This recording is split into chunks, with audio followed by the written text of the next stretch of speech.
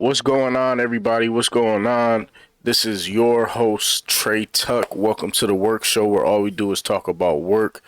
It has been a very, very long time since I've been back, and you know, I like to think I'm back and I'm better for the time that I've taken off.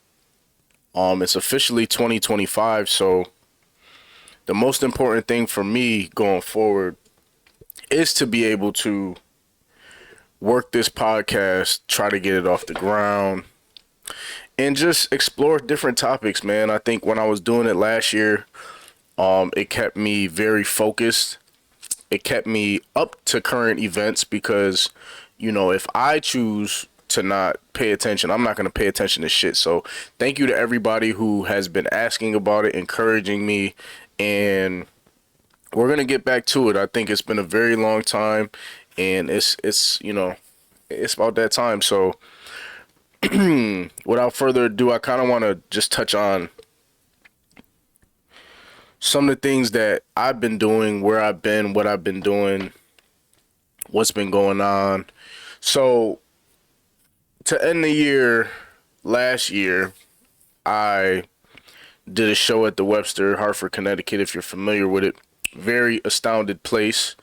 And we did that shit, man. That was me headlining with Celine Who and Nixon KBG, and it was a very, very successful show.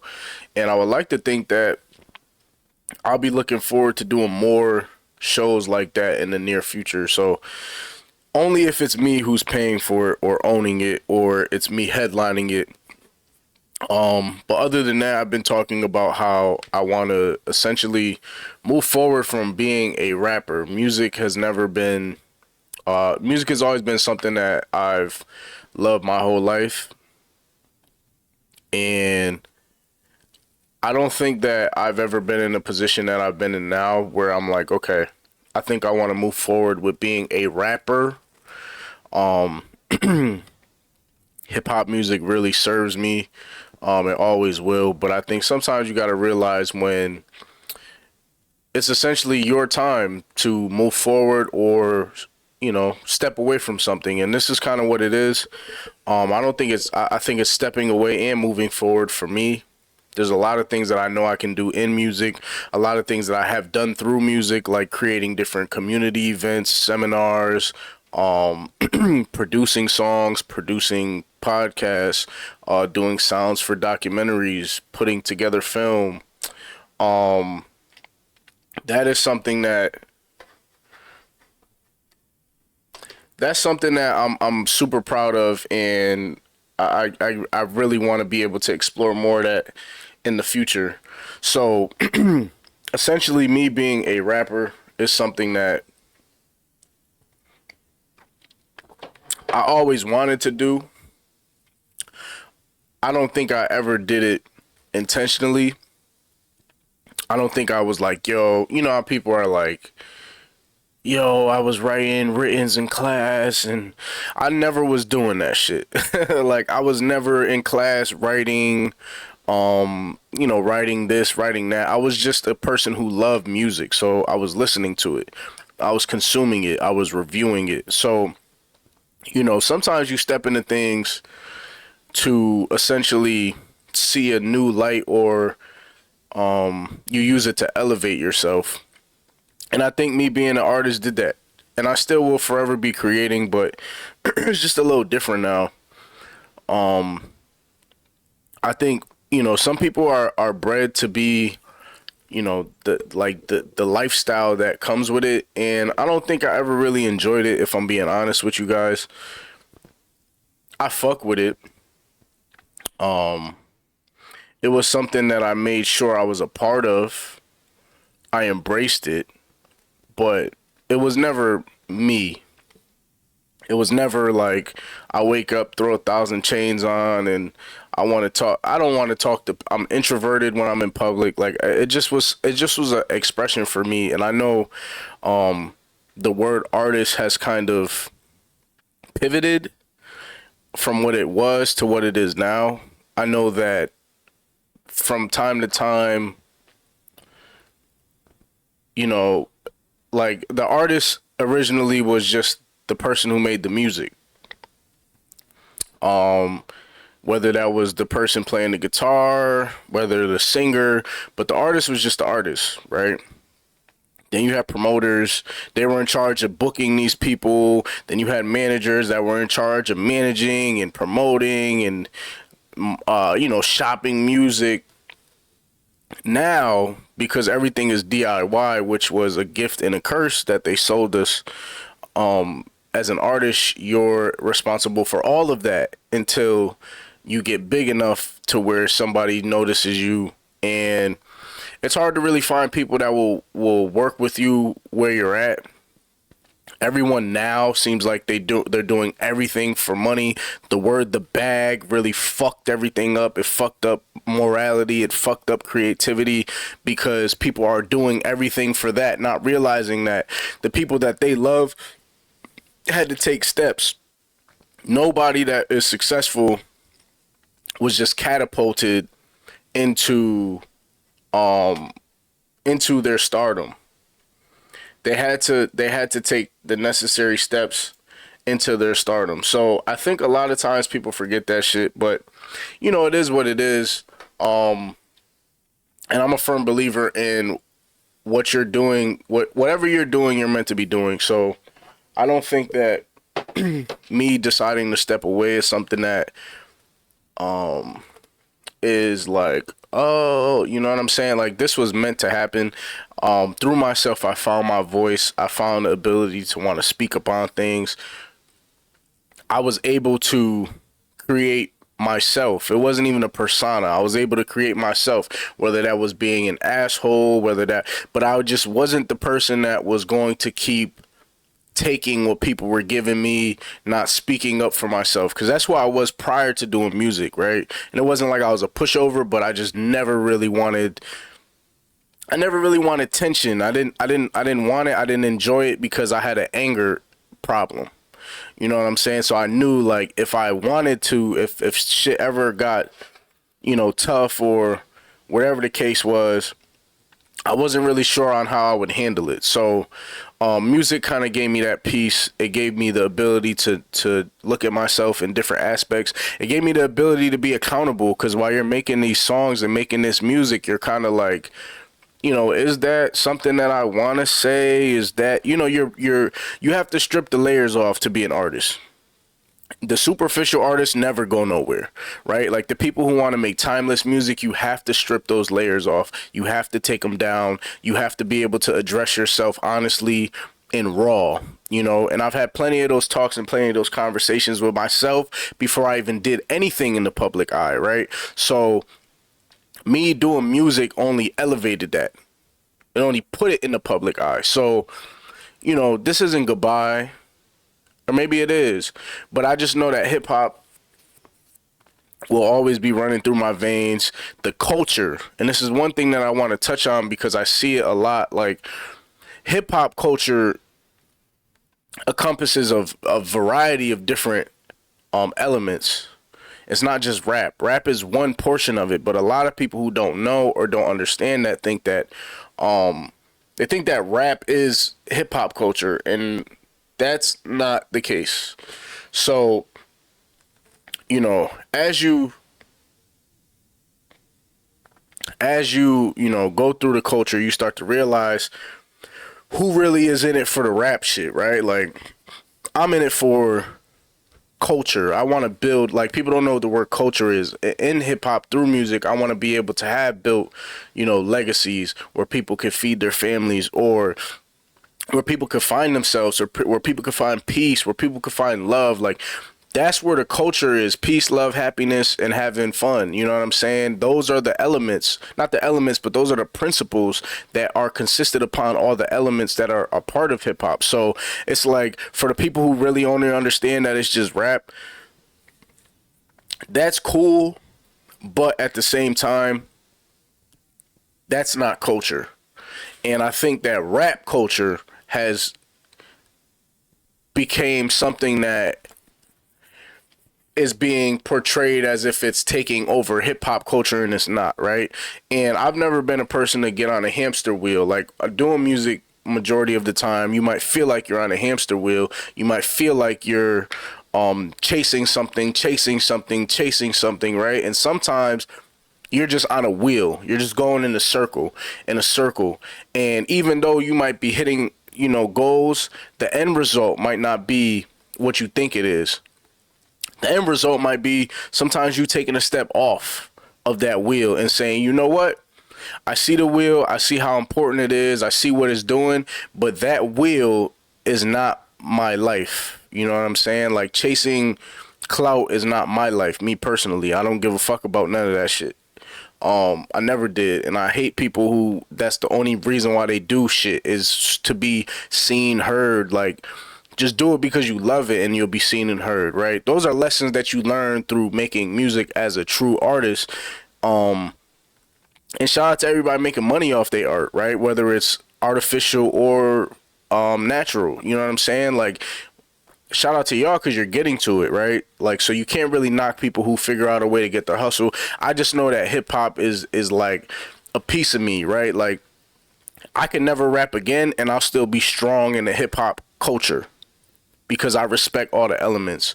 So for everybody who's kind of like, yeah, yo, you should just keep rapping, like, that's great and that's awesome. I know I can rap. That's not the problem that I ran into. The problem is the amount of money that it takes for you to pop. It's a lot, nigga. It's a lot. And as an independent artist with no backing, you don't have drug dealer friends, you don't have people you don't have investors. It's tough. So I say all that to say, honestly, that I'm grateful for the abilities and the people and the things that I was able to do through music, because without it, I would never be this person that y'all see today. So you kind of have to take the good with the bad, and it's been a hell of a ride. So if this is my last time ever rapping, like this is the year, then I've had a hell of a ride. Like, I'm not really tripping. And niggas had 10 years to get songs from me. So like, don't ask me now. Like, I don't give a fuck. You had 10 years to catch me. If you ain't catch me then, nigga, then it is what it is. Like, so that's kind of something that I wanted to touch on because I always find it funny when I have to explain it to people. And, I'm at peace.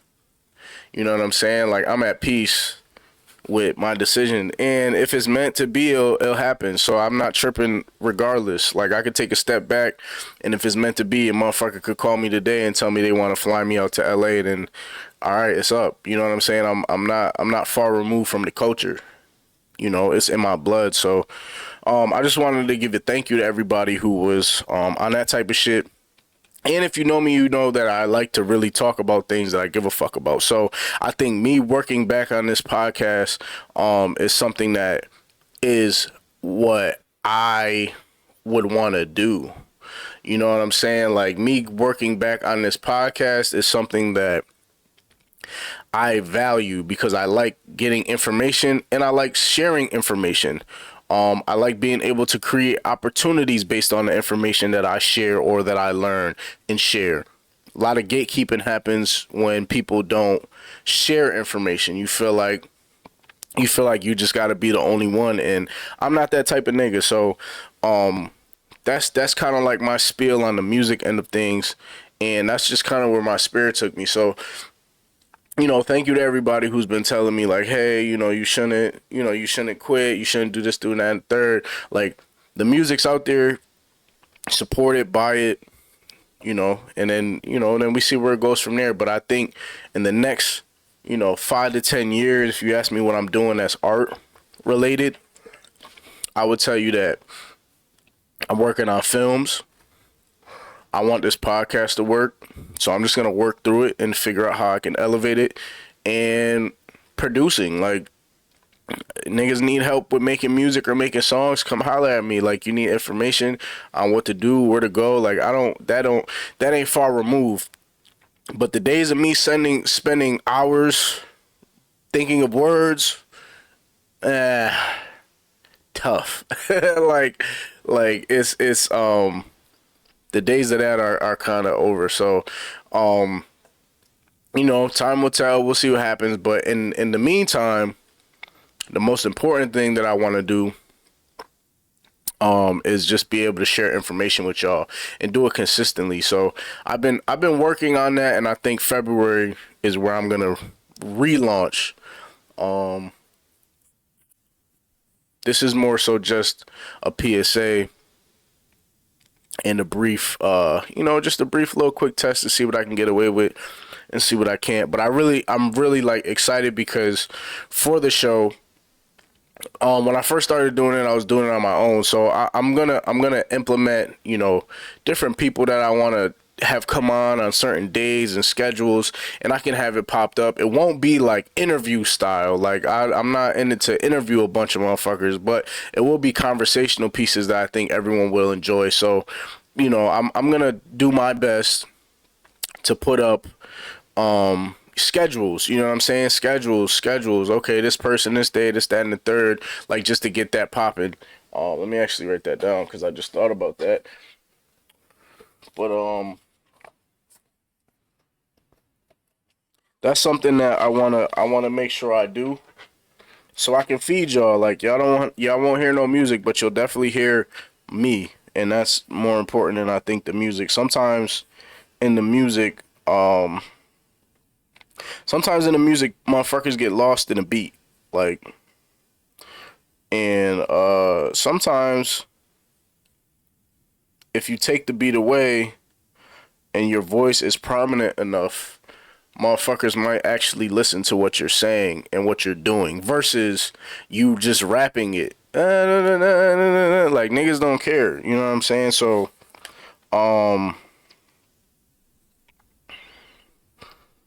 that's kind of where I'm at with everything. Besides that, y'all know for the people that I had,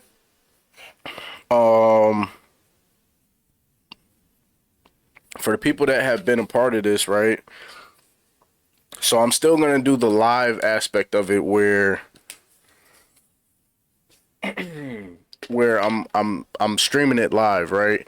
But then I'm gonna take it and I'm gonna upload it to YouTube, so the people will be able to follow through Twitch, and then we'll be able to take the actual content that we did from this on YouTube. So it's gonna be a lot of editing. I'm gonna go in there and cut some shit up and do what I gotta do. But I'm willing for that. I'm willing to accept that challenge, and it actually makes me excited because I get back to understanding film and just I can kind of practice film that way, adding music, doing this, doing that, and the third. It's still gonna be hip hop based, but we're gonna talk about everything worldly. So to kind of piggyback off of that, or to segue into the next topic, this is just a fresh reminder. We go over science, like new technology. We talk a little bit about politics and world news, right? And then we talk about sports, and then we talk about music. So those are the four subjects. And then the fifth subject is I'm going to have people message the Instagram or the yeah, I'm not really fucking with TikTok. The Instagram or the YouTube or the email. I'm gonna put it up there somewhere, right? So just make sure I do that, right? And the goal of it is going to be, this is called the Work Show, and everybody works a job in some sort of fashion. So I want y'all to send me your complaints that you have with your job, right? And I can give advice, I can call you, or we can figure it out. But I want y'all to give me work-related problems. I don't really care too much about your life, but work-related problems, things that are funny. You know what I'm saying? I seen something online where this lady was having her lunch eaten by somebody. And I think that shit is just funny, right? Like, that's just comedy. And then, just figuring out solutions and building a community that way, because work can be fun, especially if you love what you're doing. And that's what I really want people to feel and understand. Like, I don't want you to feel like just because from an artist perspective, that you work a 9 to 5, you can't enjoy that shit while you're pursuing what you love. Like, that was one of the earlier things that I didn't understand, was that I I can have a career job or love a job and still make music, especially because I'm funding myself. Like they talk about, you know, and who am I to say? I don't know. I didn't make it. So, they talk about how as an artist, you have to fully commit yourself to being an artist, which is fine, right? But you need money. And if you don't have drug dealing friends, you don't have investors, it's cool, my nigga, to work a job until the shit pops off the way it pops off. Like, I promise you, it's cool. Like, all that pseudo shit that niggas talk online, yo, you whoop-de-whoop, it's cool, bro. Work your job, make your bread, save your bread, stack your bread. Niggas, live with your moms for however long that you have to live with if you really believe and love that shit, and save that money and invest it in yourself, and it'll pay off. Don't listen to these pugnicks that sit there and talk about how you have to, nigga, you will be in the streets broke as fuck in the middle of nowhere, bro, and it won't serve you no good, especially because everything that happens in music now is related and revolved around money, because there is no money. That's why niggas are always asking you for money. So in order for you to compete, you have to have money. That's a lot of money talk, but it's real factual shit. So, like I said, that's kind of the segment that I want to bring in. Like, it could, or, it just has to be work related or something that has to do with your own progression towards whatever you're doing. That's kind of where I want to end that. But let's get into a little bit of politics. As y'all know, it's 2025. Well, not politics, but we'll talk about New Year's resolutions, right?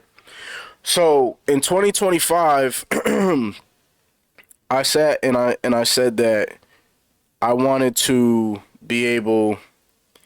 I wanted to be able to expand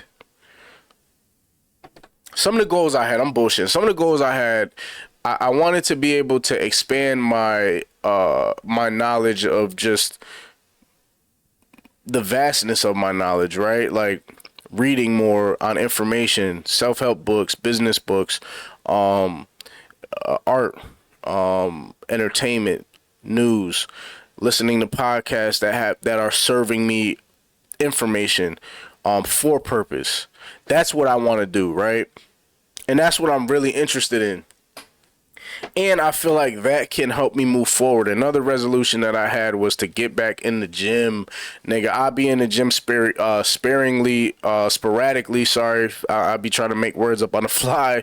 But sporadically. But I have been more consistent leading into the new year. And that's something that I want to keep doing. I want to be able to be consistent because I feel like when you're working out, your brain is working out and exercising as well to keep up with what it has to do. So the focus, and if you have anxiety or low mood or depression, when you get back into the gym, everything starts snapping and firing, right? So I think that understanding that is understanding how you could be a better version of yourself. Plus, every day we're getting older and you want to be healthy for your future. So those are a few things that I was working on and I want to make sure I'm doing.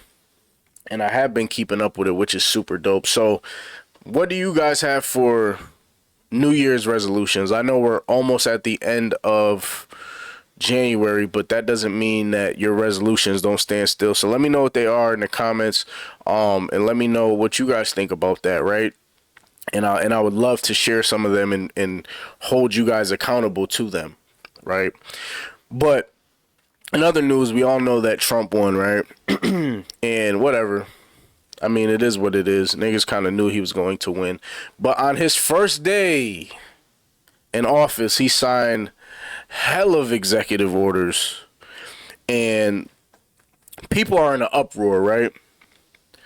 The biggest, I think the one that people are in uproar the most about is the 1,500 people that rushed the Capitol on January 6th.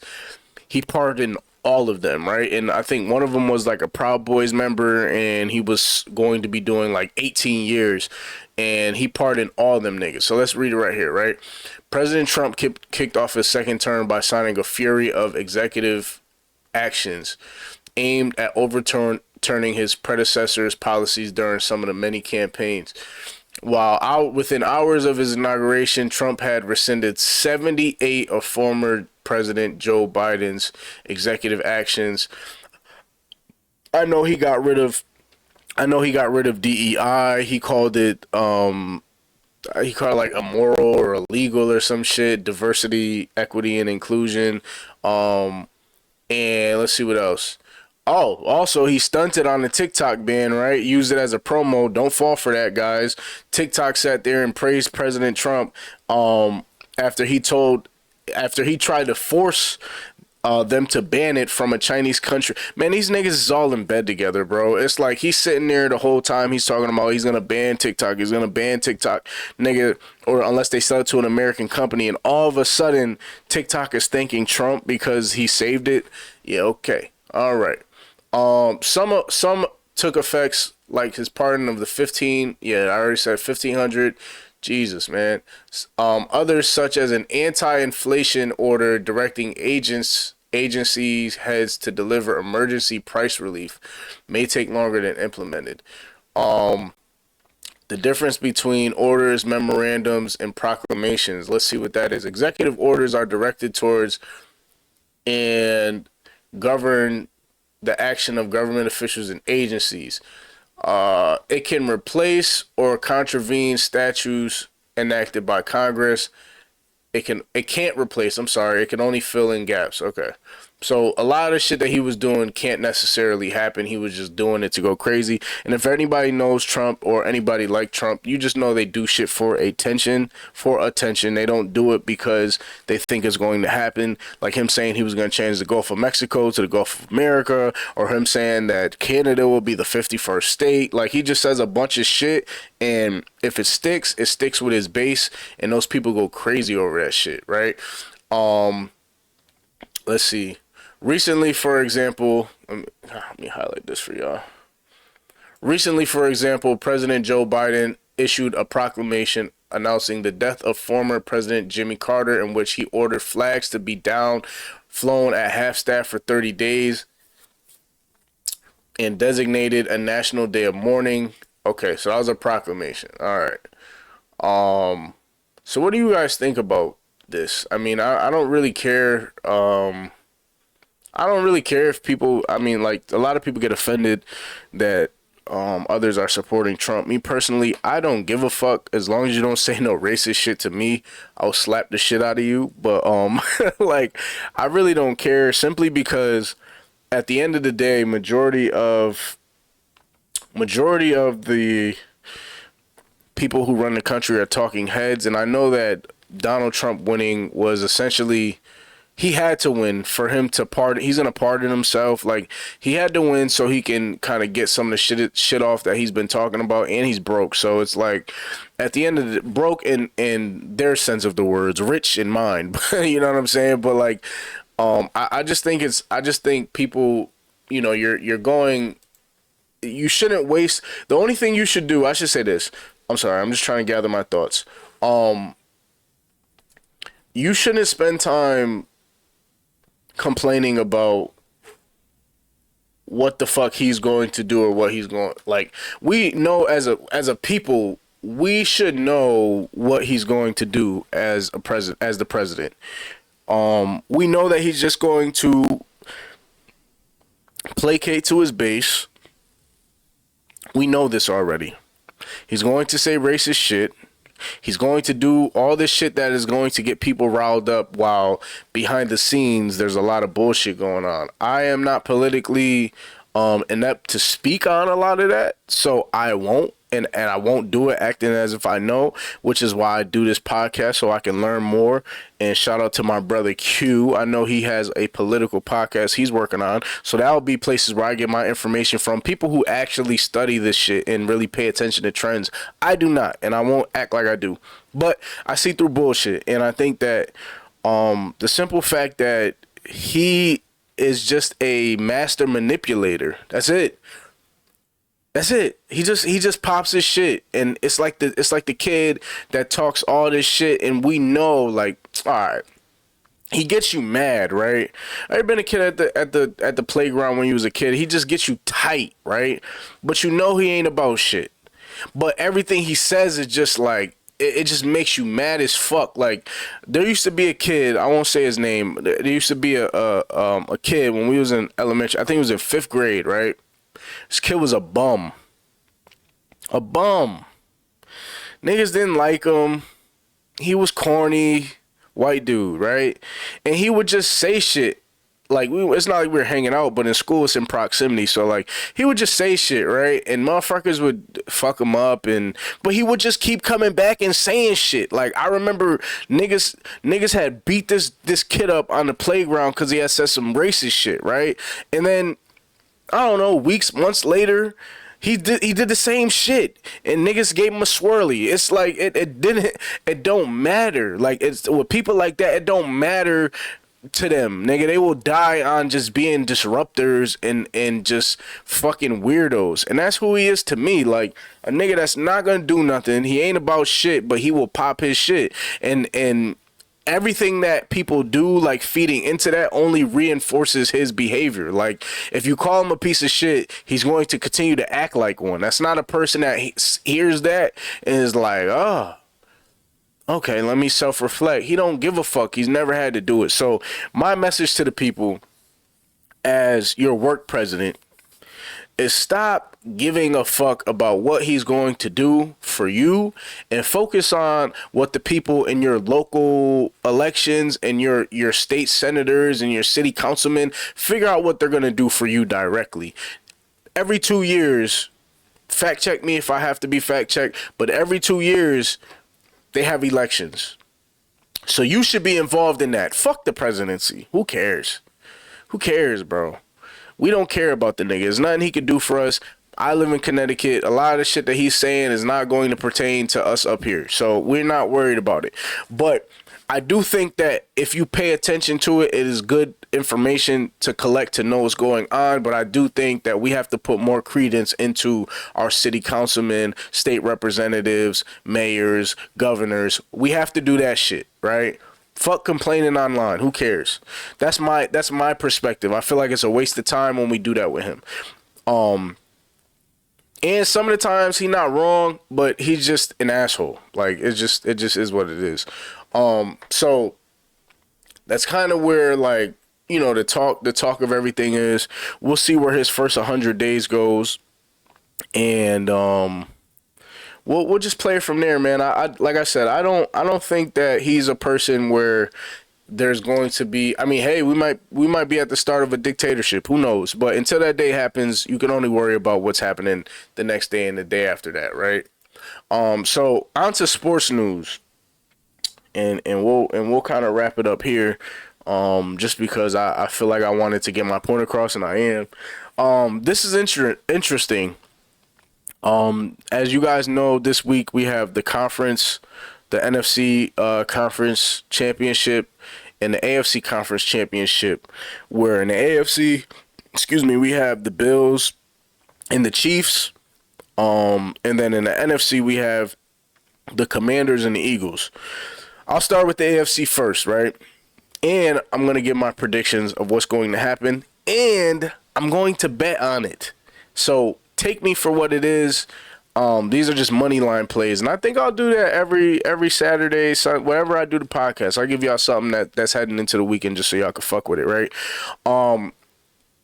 So AFC Championship, we have the Bills and we have the Chiefs, right? Last week, we saw the Bills beat the Ravens on a 2-point conversion that Mark Andrews dropped. Again, as a former football player, I guess there's nothing worse than seeing your teammate go through what Mark Andrews is going through. There's nothing worse than losing on the last play of the game. There's nothing worse than being the media having anticipation that you're going to win the game. This is the greatest year for the quarterback. He's been the greatest this year. He should win another third MVP, blah, blah, blah, blah, blah. Nothing is worse than when all these things are true that you lose the way you did. Let's talk about the game briefly, right? Lamar Jackson, early in the game, made a few costly mistakes. He fumbled. He fumbled. Oh, shit. Hold on. I'm sorry, guys. He fumbled the ball on. What the fuck? He fumbled the ball. He tried to make a play out of nothing, and he fumbled it. And.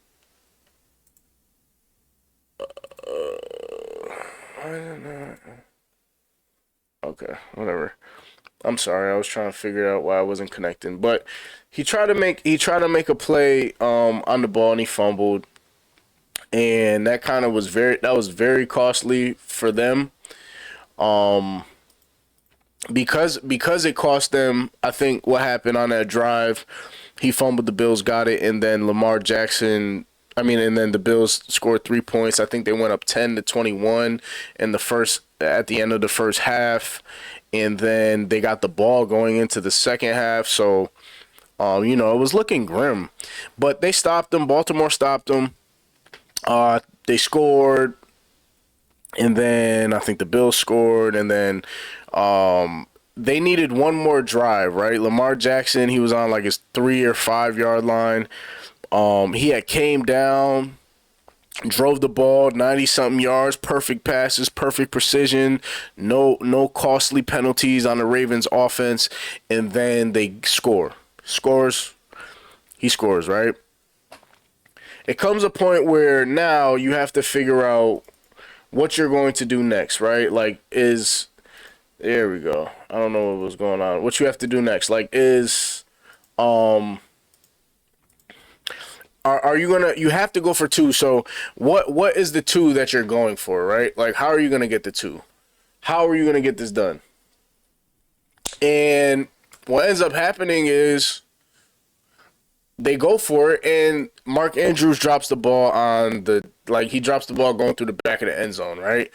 And there were a bunch of people online that showed that the Ravens had ran the same play, right? They ran the same play in previous pass, and he dropped the ball before as well. Like, they compared it, and they showed it a few times. But here's Liberty Mutual customized my car. Here's the scene now. So he showed it, right? And it's kind of like, damn, how does Lamar Jackson keep getting the short end of the stick, right? How does he keep having this type of shit happen to him? And it's very sad because he works so hard for it, and it's different when that's like your knock, you know what I'm saying? Like, that's your knock, is that you can't win the big games. And he made costly penalties and turnovers, but I do think, like, this was a team loss. If they don't have that costly turnover, then this never happens, right? This does not happen. He scores it, he throws it, and it's perfect.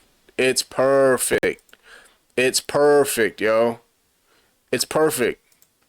The ball's probably not the greatest, but there's no way that he should drop that. And he does. And then they lose the game. So, I feel bad for the Ravens next year. I think they're going to win the Super Bowl. I'm putting money on that. Heading into this week, I'm taking the Bills to go to the Super Bowl. I think that they're riding momentum, even though they're going to play in Kansas City. I think the Bills are going to get it done, so I'm going to take the money line wherever that is, and then we go over to the NFC. The Chiefs are the Chiefs, which is why I'm not really mentioning them. They get by squeaking by penalties. Patrick Mahomes shows up when he needs to. Travis Kelce had 100-something yards. He didn't do shit all season.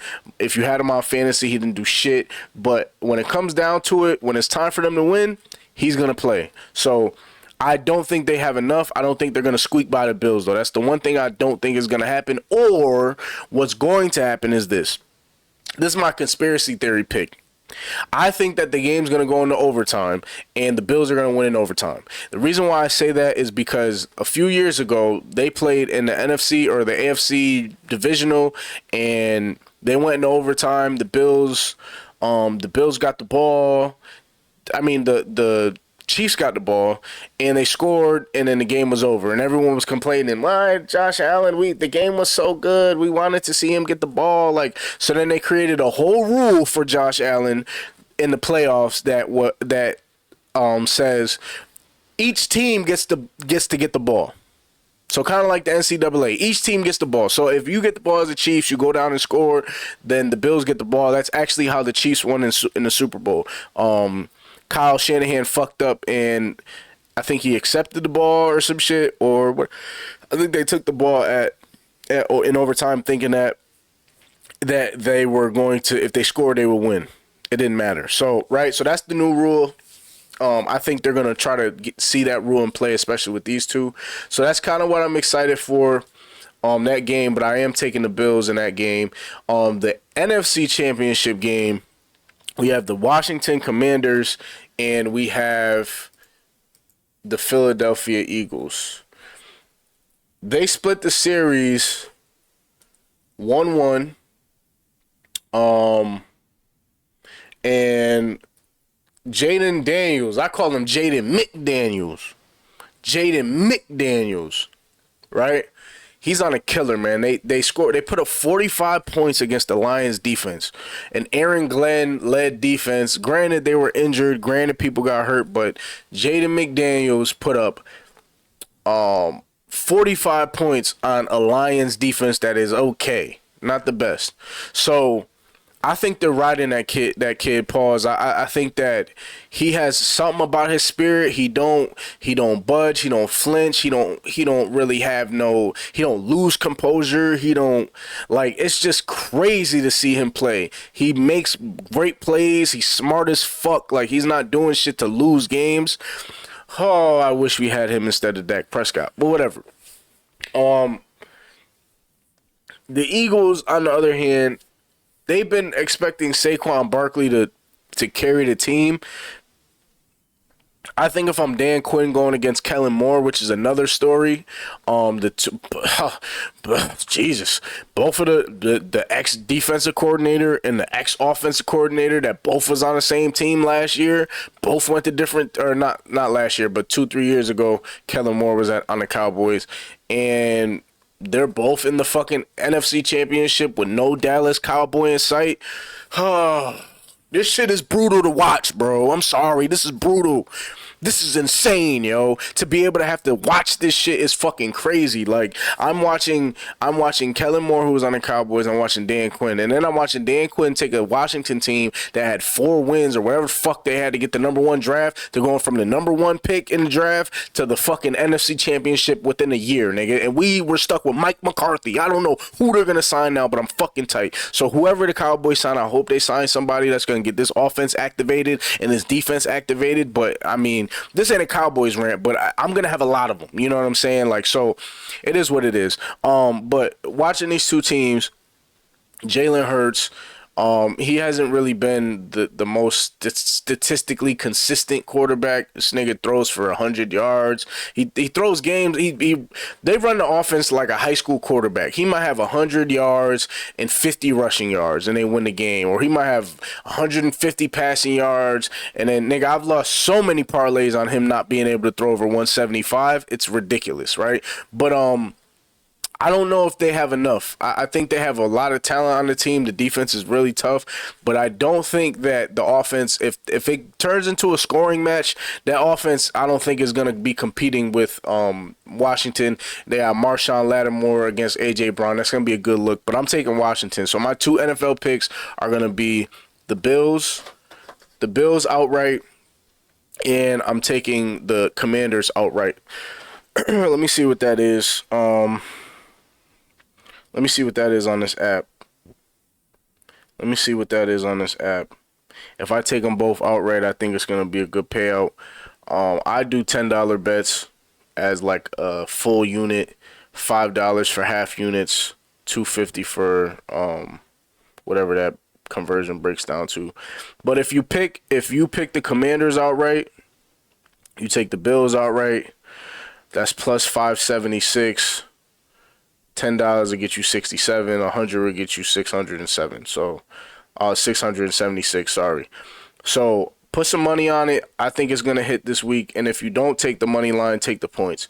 I don't think they're gonna be. Well, the Bills game is just to pick them, but I don't think that the Commanders are gonna lose by a touchdown to the Eagles. So that's something that you want to keep in mind, something you want to do. But I think this week of football is going to be exciting. Sunday, I'm very excited for the last like 3-4 weeks. All I've been doing on the weekend is just literally staying in the crib watching football because I love that shit. So stay tuned for that. And we're gonna wrap this show up. But I have a it's not a complaint, but it's a work related scenario, right? And not my job. Just to clarify. Well, just a question, right? How do you guys handle stressful situations in your work environment? Whatever that is for you. Whatever stress looks like for you in your work environment, how do you handle it? Me, personally, what I do to handle stressful situations in my work environment, I work with students, so it's a little different for me, but I really, really do my best to not allow my personal feelings to bleed into what I have to do or say next. I think a lot of people do that shit, and it's very detrimental to their own growth. Granted, are we perfect? No. But if there's something that I learned, it's that you have to be able to regulate your thoughts and your emotions to the best of your ability, because you never know who's really watching. You never know who's observing, and you never want people to take you out of your character. So if there's anything that could be learned from this question, I guess, is to just keep your composure. I know it's not easy. I know that people's bosses be breathing on their neck. I know that, some people are more irritable than others. Some people have expectations, this, that, and the third. But I do think that if you're able to circumvent how you feel in a more positive way, I think it has better benefits for you, right? So that's kind of like my little tidbit. But like I was saying earlier, I want to make sure people have questions, or I'll have questions myself. I'll be better prepared to sit here and see what you guys think about work-related questions and topics and shit like that. Things that are funny, things that could get you thinking, but at the end of the day, like, we just want to make our spaces more enjoyable for us until we get to the space we want to be in. You should never be in a work environment that makes you miserable. You can always quit. I don't even know why that would ever be like a thought that you couldn't do. So just something to think about. But yeah. All right, I'm getting off, and I will talk to you guys later. Peace.